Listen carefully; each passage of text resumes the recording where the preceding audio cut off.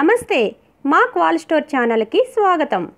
ఈరోజు మనం విదురుడు గురించి తెలుసుకుందాము. పూర్వం మాండవ్యుడు అనే మహర్షి ఉండేవాడు. ఆయన సత్యసంధుడు. మాండవ్యుడు తపస్సు చేసుకుంటూ ఉండగా కొందరు దొంగలు సొమ్ముతో అటువైపు పరిగెత్తుకుంటూ వచ్చారు. రాజభటులు వెంబడించగా వారు భయంతో పారిపోయి వచ్చి మాండవ్యముని ఆశ్రమంలో దూరారు. దొంగ సొమ్ము అక్కడ ఒక చోట పాతిపెట్టి తాము కనిపించకుండా దాక్కున్నారు. అప్పుడు రాజభటులు అక్కడికి వచ్చారు. మాండవ్యమునిని చూచారు.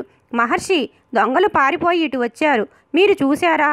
వాళ్ళు ఎటువైపు వెళ్ళారు చెప్పండి అని అడిగారు. కానీ తపస్సులో మునిగి ఉన్న మాండవ్యుడు బదులు పలకలేదు. భటులు ఆశ్రమం అంతా వెతగ్గా పాతిపెట్టిన ధనం కనిపించింది.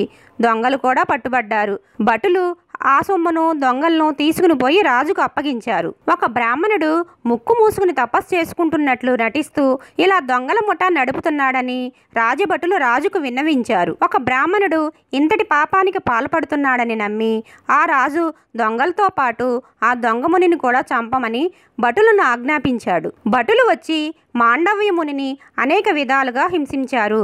శూలంతో పొడిచారు, కొరత వేశారు.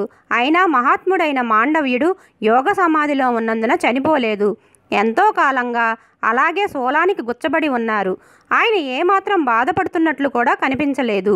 అంతటా అక్కడ ఉన్న మునులంతా ఆయన చుట్టూ చేరారు. మహర్షి దురవస్థకు ఎంతో చింతించారు. మహాత్మా, మీకు ఇంత పెద్ద కష్టం ఎందుకు వచ్చింది? ఎవరు మిమ్మల్ని ఇలా హింసించారు అని అడిగారు. అప్పుడు మాండవ్యుడు, ఈ దేశపు రాజు ఆజ్ఞ ప్రకారం భటులు ఈ పని చేశారు. వారి ధర్మం వారు నిర్వర్తించారు. ఇందులో ఎవరి దోషమూ లేదు అని మునులకు బదులు చెప్పాడు. అడవిలో ఇలా మాండవ్యుడు శూలంపై వేలాడుతూ అన్నం నీళ్లు లేకపోయినా ఎంతో కాలం జీవించి ఉండటం, మునులంతా ఆయన చుట్టూ ఉండటం భటులు చూచి రాజుగారికి ఈ విషయం తెలియజేశారు. రాజుకు ఆశ్చర్యం, భయం ముంచుకు వచ్చాయి.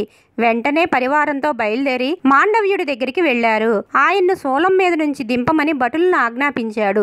తన తప్పు క్షమించమని ఆయన పాదాల మీద పడ్డాడు. కానీ మాండవ్యుడు రాజుపై కోపం తెచ్చుకోలేదు. రాజుని మన్నించి పంపించి వేశాడు. అయితే ఆయన శరీరానికి గుచ్చిన శూలం లాగినప్పుడు అది విరిగిపోయి ఒక ముక్క దేహంలోనే ఉండిపోయింది. అందువల్లనే ఆయనకు ఆణి మాండవ్యుడు అని పేరు వచ్చింది. తర్వాత మాండవ్యుడు యమధర్మరాజు వద్దకు వెళ్ళాడు. యమధర్మరాజా, నాకు ఇలాంటి అవస్థ రావడానికి నేనే పాపం చేశాను అని ప్రశ్నించాడు. మహానుభావుడైన ఈ మాండవ్య మహర్షిని చూడగానే యమధర్మరాజుకి భయం కలిగింది. మహర్షి, నీవు బాలుడుగా ఉన్నప్పుడు తూనీగలను పట్టుకుని వాటి తోకలకు ముళ్ళు గుర్చావు. ఆ పాప ఫలితంగా నీకు ఈ అవస్థ వచ్చింది. పాపపుణ్యాలు ఎంత స్వల్పమైనవే అయినా వాటిని అనుభవించే ఫలితం పెద్దది. మహాత్ముడివైన నీకు ఈ సంగతి తెలియకపోదు అని వినయంగా చెప్పాడు యమధర్మరాజు. అయినా నేను చేసిన ఈ చిన్న తప్పుకు నీవు పెద్ద శిక్ష విధించావు కనుక నీవు భూలోకంలో శూద్ర స్త్రీ గర్భాన జన్మించు అని శాపం ఇచ్చి వెళ్ళిపోయాడు మాండవ్యుడు. అలా ముని శాపం వల్ల యమధర్మరాజు దాసీ గర్భాన విదురుడై జన్మించాడు. కనుకనే విదురుడు గొప్ప ధర్మజ్ఞుడు, సకల నీతి పారంగతుడు అయినాడు. ఈయన ఉపదేశములు విదుర నీతి అనే పేరుతో లోకంలో ప్రసిద్ధి పొందాయి. కౌరవుల అన్యాయాన్ని మొదటి నుంచి విదురుడు ఖండిస్తూ వచ్చాడు. జోదం ఆడటానికి కొడుకులను అనుమతింపవద్దని ధృతరాష్ట్రుడికి బోధించాడు. కౌరవుల మేలు కోరి అనేక సందర్భాల్లో నీతులు చెప్పాడు. ఈయన మాట విననందుకే కౌరవులు నశించిపోయారు.